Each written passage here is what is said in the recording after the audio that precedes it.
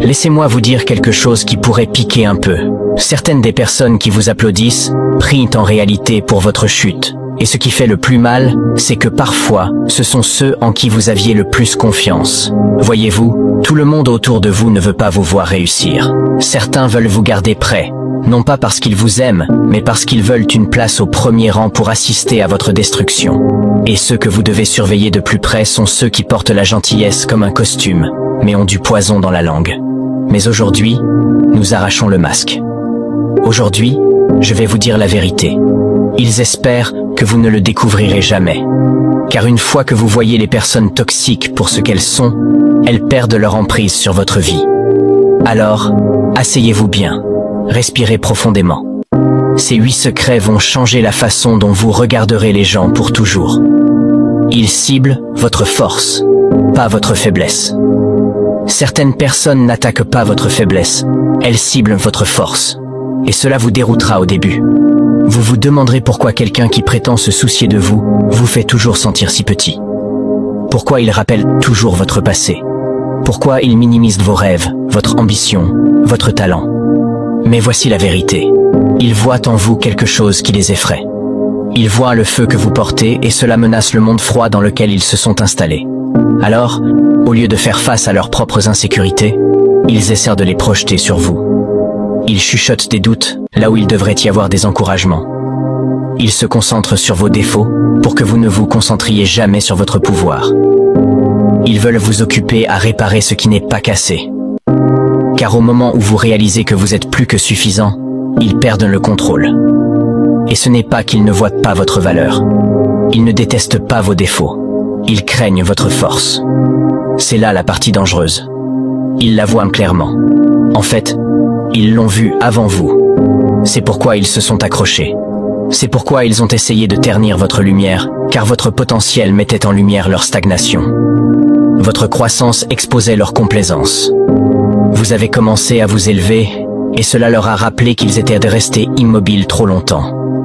Vous êtes devenu un miroir, et ils n'ont pas aimé ce qu'ils voyaient.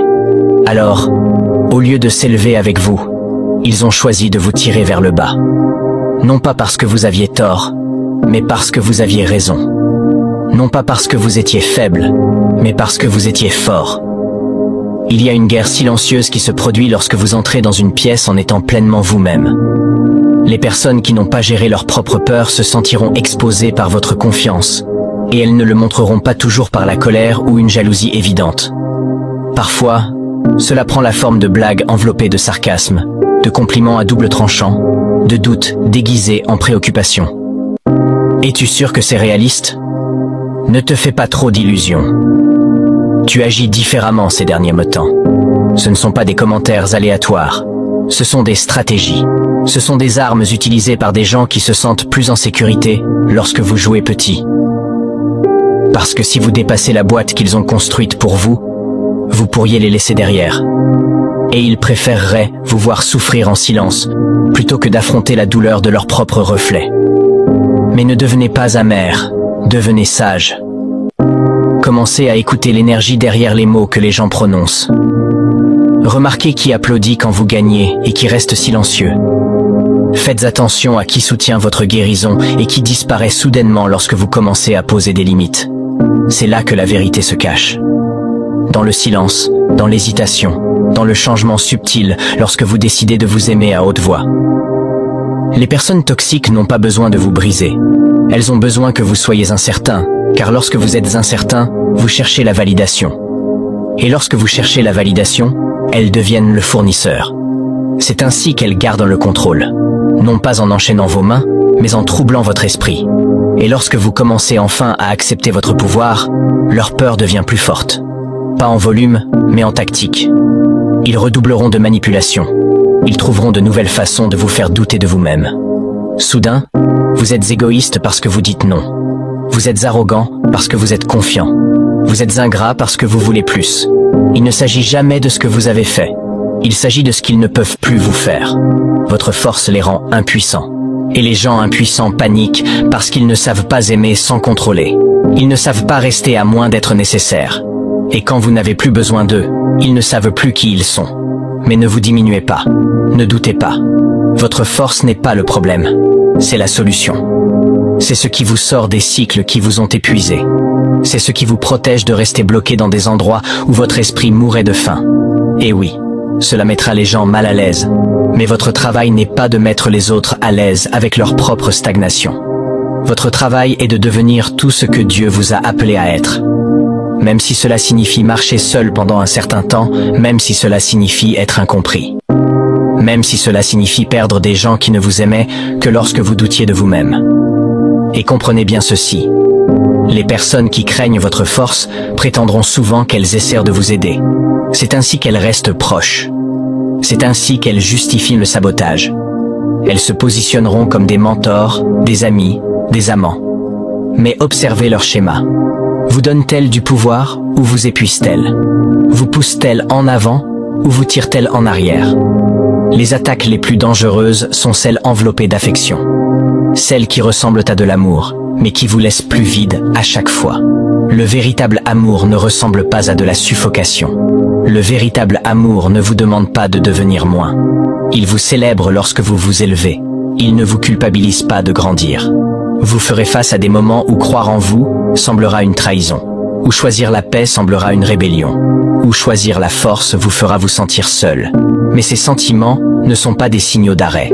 Ce sont des signes que vous êtes enfin en train de vous libérer.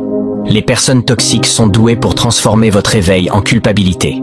Elles veulent que vous vous sentiez mal d'avoir dépassé la cage dans laquelle elles étaient à l'aise. Mais vous ne pouvez pas guérir dans le même environnement qui vous a blessé. Vous ne pouvez pas devenir qui vous êtes censé être en essayant de convaincre les gens qui profitent de votre faiblesse. Votre force n'est pas seulement un cadeau. C'est une frontière. C'est une ligne qui sépare votre passé de votre futur. Au moment où vous l'embrassez, tout change. Et c'est peut-être pourquoi ils vous craignent vraiment, parce qu'ils sentent ce qui arrive. Ils savent que vous n'attendez plus la permission de briller. Vous ne demandez plus l'approbation.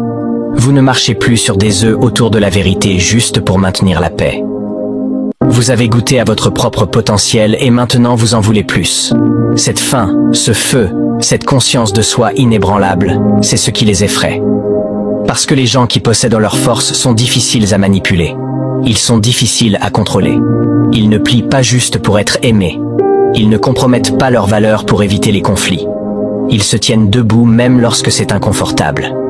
Et ce genre de présence terrifie ceux qui ne savent diriger que par la peur. Alors, quand ils s'en prennent à votre lumière, quand ils essaient de vous éteindre, quand ils chuchotent que vous êtes trop, rappelez-vous que ce n'est pas un défaut, c'est un compliment. Cela signifie que vous avez cessé d'être gérable. Cela signifie que vous avez dépassé leur portée. Et la vérité est que vous n'étiez jamais censé être gérable pour commencer. Vous étiez destiné à déplacer des montagnes. Vous étiez destiné à changer les atmosphères. Vous étiez destiné à entrer dans des pièces et à faire reconsidérer aux gens leurs limites. C'est votre but. C'est votre vocation. Et c'est pourquoi ils vous craignent. Laissez-les vous craindre. Laissez-les parler. Laissez-les critiquer. Parce que chaque attaque révèle quelque chose de plus profond. Ils réagissent à ce qu'ils ne comprennent pas. Et ce qu'ils ne comprennent pas, c'est comment vous avez continué à vous élever, comment vous avez continué à guérir, comment vous avez continué à aimer, même quand l'amour était rarement rendu. C'est de la force, c'est de la résilience, c'est du pouvoir. Et peu importe à quel point ils essaient de l'enterrer, la vérité finit toujours par refaire surface. Vous n'êtes pas vos blessures. Vous n'êtes pas leurs opinions. Vous n'êtes pas les doutes qu'ils ont plantés. Vous êtes ce qui a survécu. Vous êtes ce qui a guéri. Vous êtes ce qui a grandi. Et c'est précisément ce qu'ils craignent le plus. Ils créent le chaos. Pour rester pertinent. Les personnes toxiques n'apparaissent pas seulement pour causer de la douleur. Elles apparaissent pour rester importantes dans votre vie. Et le moyen le plus rapide de rester importante est de créer le chaos. Voyez-vous, la paix les rend insignifiantes. L'immobilité les rend invisibles. Elles savent que si votre vie devient calme, vous commencez à penser clairement. Vous commencez à guérir. Vous commencez à voir qui est vraiment là pour vous. Et cela les terrifie. Alors, que font-elles? Elles agitent à l'eau. Elles sèment le doute. Elles trouvent des moyens de vous entraîner dans le drame. De petites choses qui dégénèrent en grandes tempêtes, juste pour qu'elles puissent jouer la victime ou le sauveur, selon ce qui leur donne le plus de contrôle. Vous pensez que la dispute portait sur ce que vous avez dit? Non. Il s'agissait de détourner votre attention. Chaque moment chaotique qu'elle crée est conçu pour rediriger votre énergie, de votre but, de votre guérison, de votre pouvoir, vers elle. Le schéma est facile à manquer lorsque vous êtes émotionnellement investi. Un jour, elles déclencheront une dispute pour rien. Le lendemain, elles s'excuseront en larmes. Puis, juste au moment où vous pensez que les choses se calment, elles déclencheront autre chose. Ce n'est pas une coïncidence, c'est du contrôle. Parce que la paix menace leur place dans votre vie. Si vous trouvez la paix, vous n'avez plus besoin de leur validation. Si vous trouvez la paix, vous commencez à entendre votre propre voix. Et cette voix pourrait dire, ce n'est pas de l'amour, c'est de la survie. Mais elles ne peuvent pas vous laisser arriver à ce point. Alors, elles appuient sur tous les boutons. Elles créeront même des conflits entre vous et les autres, en déformant vos paroles, en répandant des rumeurs, en semant la confusion. Parce que plus vous êtes divisé des autres, plus vous dépendez d'elles. C'est leur objectif, être la seule voix que vous entendez à travers le bruit qu'elles ont créé. Les personnes toxiques sont comme des pyromanes émotionnels. Elles allument la mèche, s'éloignent, puis prétendent être les pompiers. Et vous vous retrouvez à nettoyer un désordre que vous n'avez pas créé, à vous excuser pour des réactions qu'elles ont manipulées, à perdre le sommeil à cause de conversations conçues pour vous épuiser. Cela devient une boucle, un piège psychologique. Vous continuez à penser, si je reste calme, le calme les expose. Le calme les force à être authentiques, et elles ne savent pas fonctionner sans confusion. La clarté est une menace pour elles car la clarté apporte la distance. Elle apporte la responsabilité. Elle apporte la liberté. Et la liberté pour vous signifie qu'elles ne sont plus au centre de votre vie. Alors, elles créent suffisamment de chaos pour occuper votre esprit, afin que vous ne remarquiez pas à quel point votre âme rétrécit. Et voici ce qui rend cela plus difficile. Vous avez probablement confondu leur chaos avec de la passion. Vous pensiez que leur intensité signifiait de l'amour, que les disputes étaient la preuve qu'elles se souciaient de vous. Mais cela fait partie de la manipulation. L'amour sain ne vit pas dans les explosions. Il vit dans la cohérence, dans la paix, dans la sécurité émotionnelle. Mais les personnes toxiques rendent la paix ennuyeuse.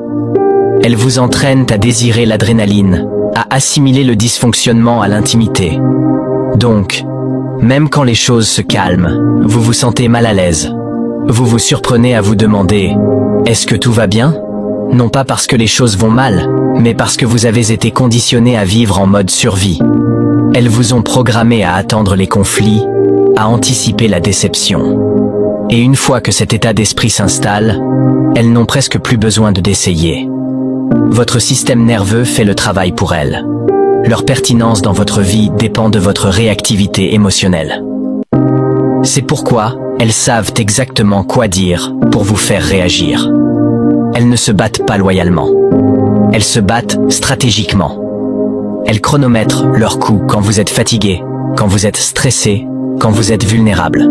Et quand vous explosez, elles agissent calmement. Elles inversent la situation. Maintenant, vous êtes celui qui est en colère. Maintenant, vous êtes le problème. Et elles gagnent la sympathie des autres tandis que vous portez le blâme. C'est une guerre psychologique déguisée en relation. C'est une recherche d'attention masquée en intimité. Ce n'est pas de l'amour, c'est un levier. Et tant que vous restez en mode réaction, elle reste puissante. Mais au moment où vous arrêtez de réagir, au moment où vous répondez par le silence, la distance ou la logique, c'est là qu'elles paniquent parce qu'elles perdent leur emprise. Et la partie la plus douloureuse, parfois, vous restez non pas parce que vous êtes aveugle au chaos, mais parce que vous croyez qu'elles vont changer. Vous pensez, si je les aime assez, si je suis patient, peut-être qu'elles arrêteront. Mais elles ne le feront pas parce que le chaos fonctionne pour elles. Cela leur donne de l'attention. Cela vous maintient émotionnellement déséquilibré. Cela leur permet d'éviter la véritable intimité, la véritable vulnérabilité, la véritable croissance. Le changement exigerait qu'elles affrontent leurs propres blessures. Et la plupart des personnes toxiques préféreraient détruire ce qui les entoure plutôt que de se regarder dans le miroir. Elles préféreraient rester dans le rôle de maître des marionnettes plutôt que de faire le travail difficile de la guérison. Et tant que vous continuez à jouer le jeu, elles n'ont aucune raison de s'arrêter de jouer. Vous ne brisez pas le cycle en les réparant. Vous le brisez en vous libérant, en reconnaissant le schéma pour ce qu'il est, en retrouvant votre paix comme si c'était un terrain sacré. Parce que c'est le cas. Votre paix est votre pouvoir. Et lorsque vous la protégez, vous protégez votre avenir. Vous protégez votre clarté. Vous protégez votre capacité à aimer sans être manipulé, à respirer sans marcher sur des œufs. Et oui, elles essaieront plus fort au début. Au moment où vous arrêtez de réagir, elles escaladeront. C'est le test. C'est leur désespoir qui transparaît. Parce que sans chaos, elles disparaissent et elles le savent. Mais vous ne devez de place à personne dans votre vie qui ne sait survivre que par le sabotage. Elles diront que vous avez changé. Elles vous accuseront d'être froid. Mais ce n'est pas de la froideur. C'est de la clarté.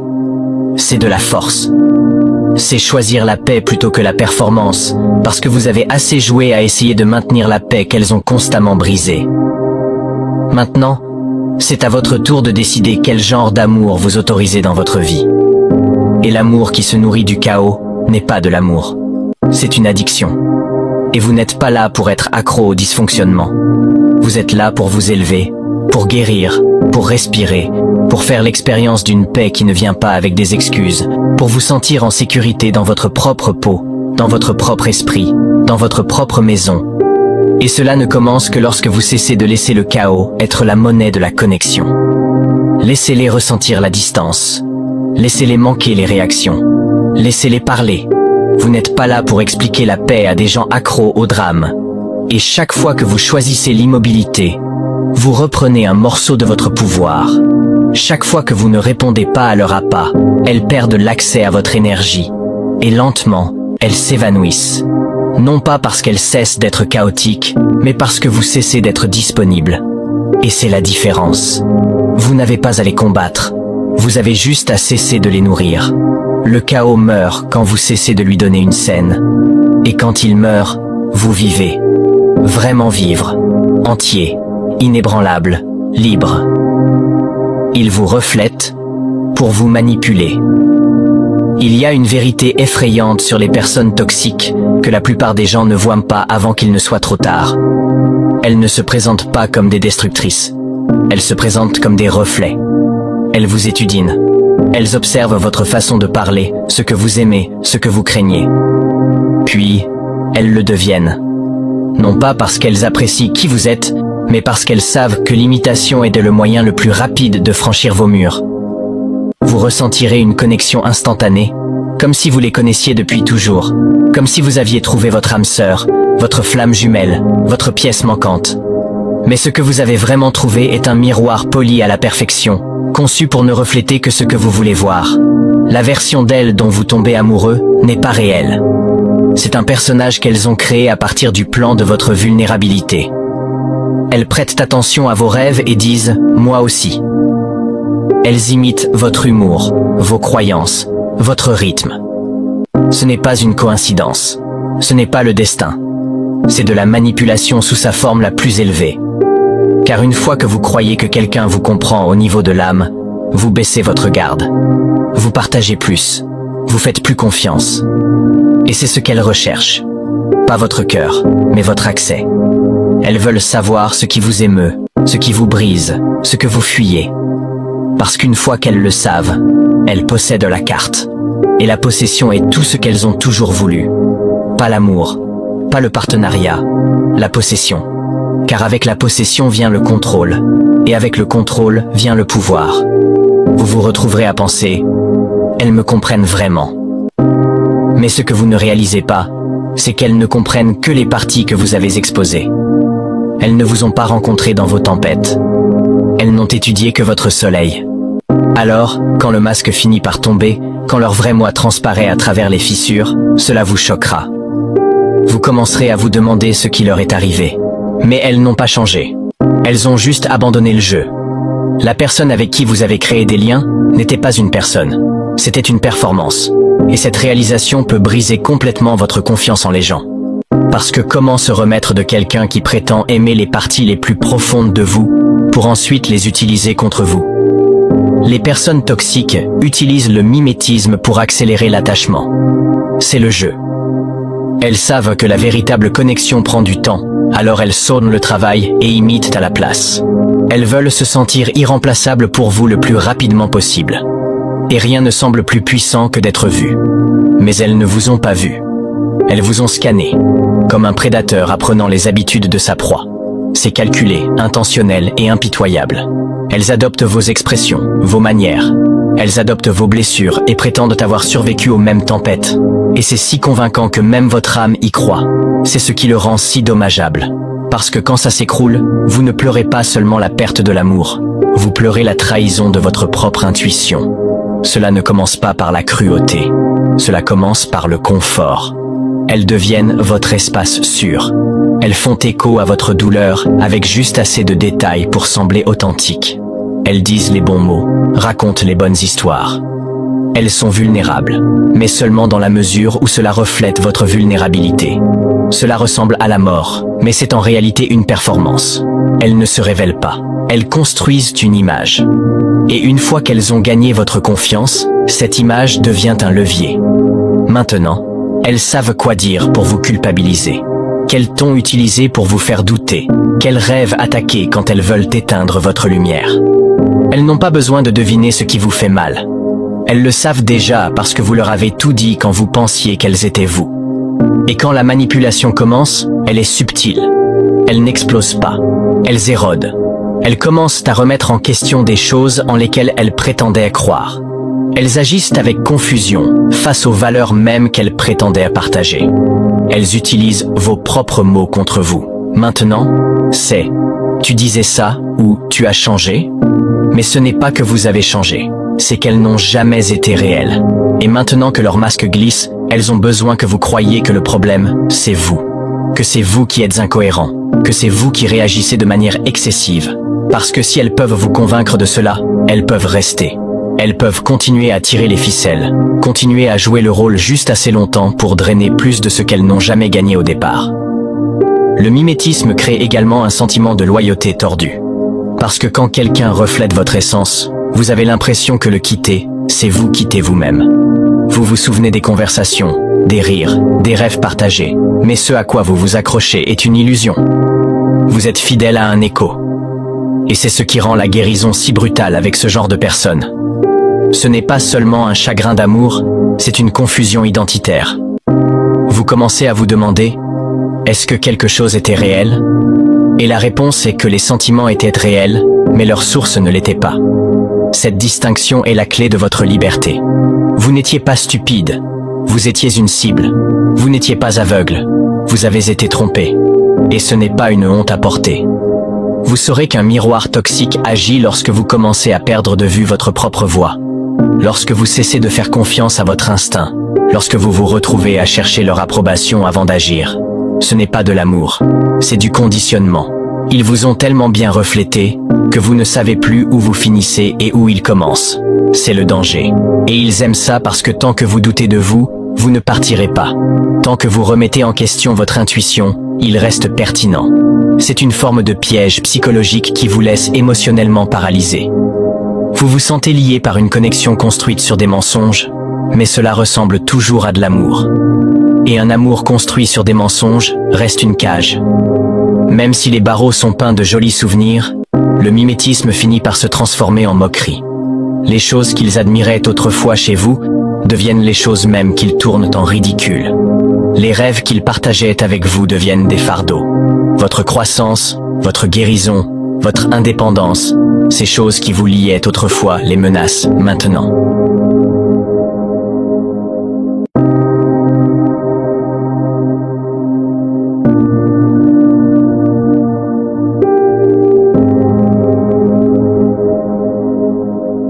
Parce que lorsque vous commencez à vous élever, lorsque vous commencez à voir clair, l'illusion commence à se fissurer. Et les personnes toxiques ne supportent pas que l'image qu'elles projetaient ne détienne plus de pouvoir. Alors elles attaquent. Elles démolissent ce qu'elles louaient autrefois. Non pas parce que vous avez changé, mais parce que leur contrôle leur échappe. La même voix qui reflétait autrefois votre âme fait maintenant écho à vos peurs. Et c'est ainsi que vous savez que ce n'était jamais une véritable connexion. juste un camouflage calculé. Ils vous gaslightent pour effacer votre réalité. Mais même après que le masque soit tombé, la guérison n'est pas facile car la trahison coupe profondément. Vous remettez tout le monde en question. Vous vous remettez en question. Et vous commencez à construire des murs en pensant que cela vous protégera. Mais la protection ne se trouve pas dans l'isolement. Elle se trouve dans le discernement. Plus vous guérissez, plus vous distinguerez la vraie connexion de l'intimité jouée. Le vrai ne se précipite pas. Le vrai ne mime pas. Il révèle. Les vraies personnes n'ont pas besoin de prétendre être vous pour vous aimer. Elles se montrent telles qu'elles sont, avec leurs défauts et tout. Et ce genre d'amour ne ressemble pas à de la confusion. Il ressemble à de la clarté. Il ressemble à de la respiration. Alors, reprenez votre histoire, retrouvez votre voix, et comprenez que ce qu'ils ont reflété n'était pas de la faiblesse. C'était de la beauté. C'était votre authenticité, votre essence. Et ce n'est pas parce que quelqu'un l'a transformé en arme que c'est brisé. Cela signifie que c'est sacré. Cela signifie que c'est puissant. Et cela signifie que vous devez le protéger avec sagesse à l'avenir. Laissez ce qu'ils ont fait vous enseigner. Mais ne laissez jamais cela vous endurcir. Vous n'avez jamais été la dupe. Vous étiez le feu. Ils ont juste essayé de le refléter parce qu'ils n'en avaient jamais eu le leur. Le gaslighting ne commence pas toujours par un cri. Il commence souvent par un murmure, un rejet subtil, un léger rire face à votre préoccupation, un air de confusion qui vous fait douter de ce que vous venez de voir ou de ressentir. Les personnes toxiques sont des maîtres de la distorsion. Elles déforment les moments, réécrivent les conversations et injectent soigneusement le doute dans votre esprit jusqu'à ce que vous ne soyez plus sûr de ce qui est réel. Vous direz que quelque chose s'est passé et elles diront que non. Vous partagerez ce que vous ressentez et elles vous diront que vous exagérez. Vous pleurerez et elles appelleront cela de la manipulation. Lentement mais sûrement, votre propre mémoire devient votre ennemi. Vos émotions semblent peu fiables. Et le pire, c'est que vous commencez à vous excuser pour des choses qui n'étaient même pas de votre faute, juste pour maintenir la paix qu'elles ne cessent de briser. Ce n'est pas seulement de la manipulation. C'est un vol d'identité. Pas de votre nom, mais de votre sens de la vérité. Le but du gaslighting n'est pas seulement de vous confondre, c'est de posséder votre perception. Car si elles peuvent vous convaincre que vos pensées sont imparfaites, vos sentiments exagérés et vos instincts dangereux, elles peuvent réécrire la réalité en leur faveur. Elles peuvent faire du mal et avoir toujours raison. Elles peuvent vous blesser et vous faire sentir que vous le méritiez. C'est ainsi qu'elles maintiennent le pouvoir. Pas par un contrôle manifeste, mais en vous faisant lentement douter de votre propre esprit. De cette façon, même lorsqu'elles ne sont pas là, leur voix résonne plus fort que la vôtre.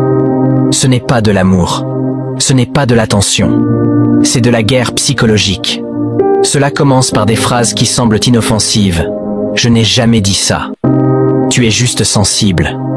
Ça ne s'est pas passé comme tu le penses. Et avec le temps, ces graines de doute prennent racine.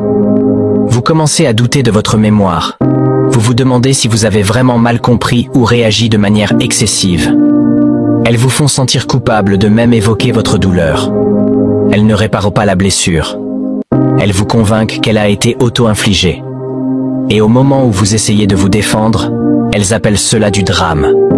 Elles retournent le blâme avec une telle habileté que vous commencez à vous sentir comme l'agresseur. C'est la cruauté du gaslighting. Il transforme votre guérison en crime, vos limites en trahison. Ce qui rend le gaslighting si dangereux, c'est la façon dont il agit silencieusement. Il ne crie pas, il murmure. Il ne vous brise pas d'un coup. Il vous érode. Vous cessez de faire confiance à votre instinct. Vous différez vos opinions. Vous attendez leur approbation avant de croire votre propre vérité. Et puis un jour, vous vous regardez dans le miroir et ne reconnaissez pas la personne qui vous fixe. Vous devenez une coquille de ce que vous étiez, plus silencieux, plus petit, marchant constamment sur des œufs. Ce n'est pas de la croissance, c'est des dommages. Et celui qui les a causés continue de sourire, de nier, de changer le récit, pendant que vous portez la confusion. Et chaque fois que vous essayez d'obtenir de la clarté, ils la tordent à nouveau. Si vous évoquez quelque chose qui vous a blessé, ils disent que vous imaginez des choses. Si vous pleurez, ils disent que vous êtes manipulateur. Si vous vous mettez en colère, ils disent que vous êtes instable. Ils vous piquent, puis s'offensent quand vous saignez. Vous essayez de rassembler des preuves, des SMS, des captures d'écran, des conversations, mais même là, Ils ont un moyen de les manipuler. Soudain, vous tenez les comptes. Vous êtes obsédé par le passé. Ils ne traitent pas les faits. Ils traitent la perception. Et ils s'assurent que la vôtre soit toujours incertaine. Car tant que votre esprit est incertain, ils gardent le contrôle. Ils n'ont pas besoin de chaînes. Ils utilisent la confusion comme une laisse. Parfois, le gaslighting devient si profond que vous commencez à vous mentir à vous-même, non pas parce que vous le voulez, mais parce que cela semble plus sûr. Vous vous dites, peut-être que ce n'est pas si grave, peut-être que j'exagère. Vous minimisez votre douleur juste pour survivre un jour de plus, sans qu'on vous dise que vous êtes fou. Vous vous dites que c'était juste un mauvais jour, juste un malentendu. Et ce faisant, vous commencez à défendre la personne même qui vous efface. C'est jusqu'où cela va. Le gaslighting ne vole pas seulement votre confiance, il la remplace par l'auto-culpabilisation. Une fois que vous commencez à vous blâmer pour le mal de quelqu'un d'autre, ils ont gagné. Et les gens autour de vous, ils ne le voient peut-être pas. Les gaslighters sont souvent charmants en public. Ils savent jouer le rôle. Ils sourient, ils rient. Ils font croire aux autres qu'ils sont gentils, généreux, aimants. Alors, quand vous parlez, vous passez pour le problème.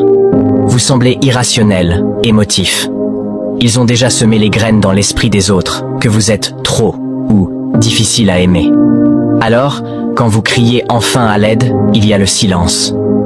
Et ce silence vous convainc de rester plus longtemps, d'essayer plus fort, de vous réduire davantage. C'est ainsi que le gaslighting vous isole, non seulement de la vérité, mais aussi des personnes qui pourraient vous aider à la voir. L'un des effets les plus cruels du gaslighting est ce qu'il fait à votre avenir. Car même après que vous vous soyez échappé, la voix ne s'en va pas. Vous remettez en question les nouvelles personnes. Vous craignez les nouvelles relations. Vous hésitez à faire confiance à votre instinct. Car la dernière fois que vous l'avez fait, cela vous a conduit à la destruction. Alors vous doutez de votre valeur. Vous doutez de votre esprit. Vous doutez de votre capacité à voir clairement. C'est la cicatrice. Et guérir de cette cicatrice prend du temps, de la patience, et cela demande de désapprendre tout ce que le gaslighter vous a fait croire, car sa voix pourrait encore vivre dans votre tête. Mais elle n'a pas à être permanente. Votre esprit est votre maison. Vous avez juste oublié comment en être le protecteur. La guérison commence au moment où vous nommez ce qui s'est passé. Quand vous dites à voix haute, « C'était de la manipulation. Ce n'était pas de l'amour.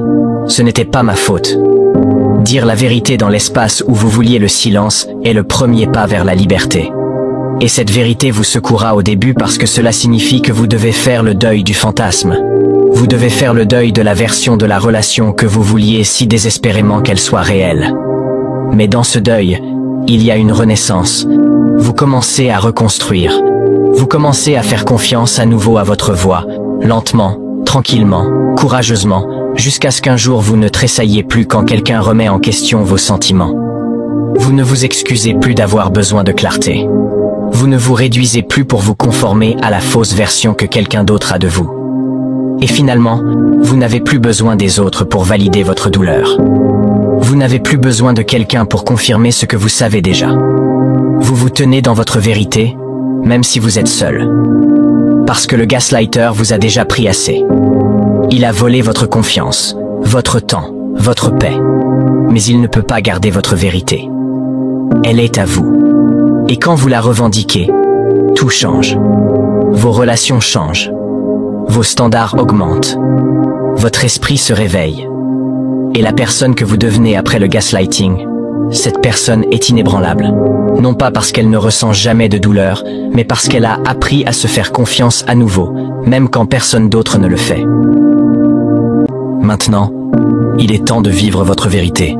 Si vous avez lu jusqu'ici, laissez un 100 en commentaire pour que je sache que vous faites partie du 1% qui prend la croissance au sérieux.